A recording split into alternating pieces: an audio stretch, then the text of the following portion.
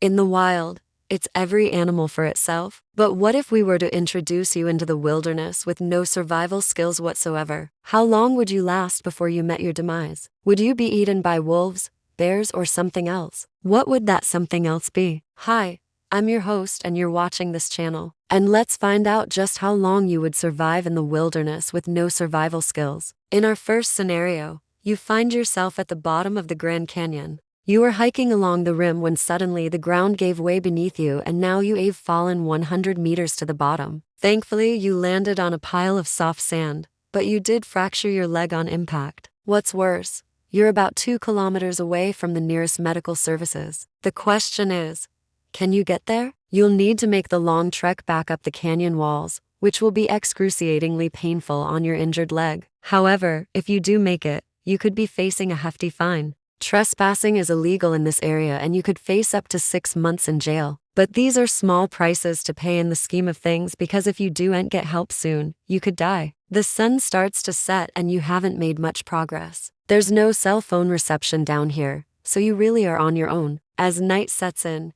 you shiver uncontrollably. It's a cold desert night and temperatures have dropped to below freezing. This is where your lack of survival skills could get you killed. Making a fire is crucial, but with a broken leg, it's going to be tough. After a few hours of struggling, you eventually succumb to hypothermia. Unfortunately, you didn't make it out of the Grand Canyon alive. Time for a new scenario and a new you. This time you find yourself in a dense forest with towering trees all around you. The undergrowth is thick and tangled and the canopy above you blocks out most of the light. You feel a twig snap beneath your foot and jump a mile in the air. That was definitely not a good start. If any animals in this forest were nocturnal hunters, you may have just alerted them to your presence. Animals like foxes, coyotes, mountain lions, and even bears are crepuscular or nocturnal hunters. This means they hunt either just before sunset or at night when their prey is most active. With the element of surprise lost, you need to get out of this forest fast. But which way? All of the trees look alike. You walk for hours until you come across a clearing and see a road in the distance. You run towards it,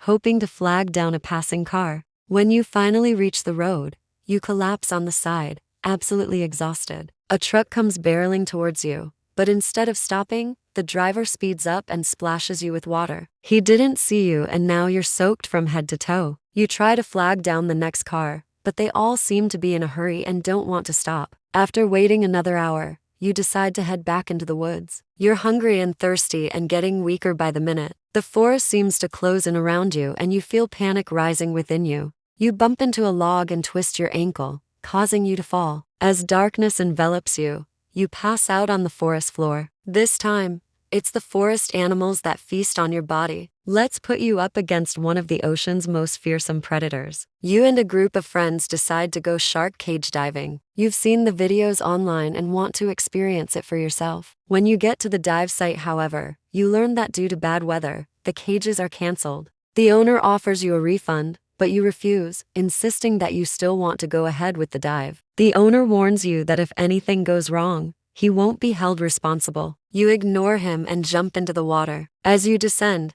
you can see sharks everywhere around you. Some are big, some are small, but they all seem friendly enough. You reach the ocean floor and see a massive shipwreck. You decide to explore it and swim through a hole in its side. On the other side, you find an enormous great white shark. It seems docile enough, but that's probably just part of its predatory charm. You swim back towards the surface, but the shark follows. As you rise, it becomes more aggressive and starts biting at your cage. It makes a small hole and slowly begins to tear it apart. The ocean around you turns red as the shark devours you. It is time for round 3. This time you find yourself in the middle of a safari in the heart of Africa. You're on an open-top jeep with a guide who's looking for the famous Big Five: lion, elephant, buffalo, rhino, and Cape buffalo. The engine of your jeep breaks down and you're stranded in the middle of the savannah. Your guide tells you that help is on the way, but it could take a while. In the meantime, you're on your own. Elephants can sense danger and usually stay away from humans, but young males known as bulls can be aggressive and dangerous. They often challenge each other and sometimes that aggression gets redirected onto humans.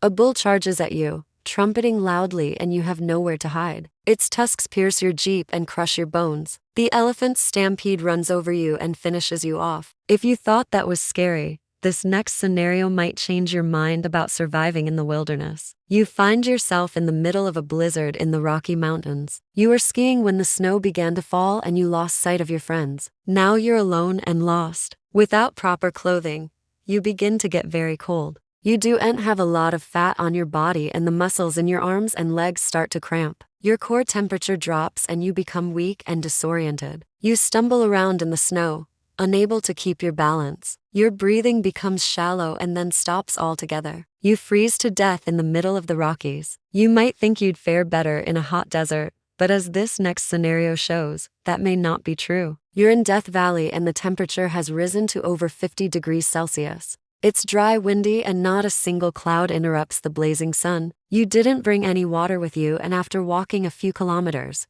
you realize you're very thirsty. You see a mirage in the distance and trudge towards it, hoping it's a lake or an oasis. As you approach, you realize it's a small puddle. It looks dirty, but you don't care and drink it anyway. It's salty and tastes like sweat, but it does quench your thirst. You continue on and see a row of bushes in the distance. You don't know what kind of desert you're in, but you're hoping that the local plants won't kill you. The sun beats down on you and after a few minutes, you collapse and pass out. When you wake up, your skin is blistering and peeling. You don't realize it at first, but you've been sunburnt to death. You might think you'd fare better in the jungle, but as you'll see in this next scenario, that's definitely not the case. You are deep in the Amazon rainforest and you were walking behind your tour group when you accidentally stepped on a branch. It snapped and a chorus of howler monkeys went wild, alerting every animal in the jungle to your presence. One of them was a jaguar, the largest cat in the Americas. It began stalking you and waited until you sat down to pounce. Its claws dug into your flesh and tore your body apart. You didn't stand a chance. Now it's time for the ultimate showdown. You find yourself in a forest with no trees,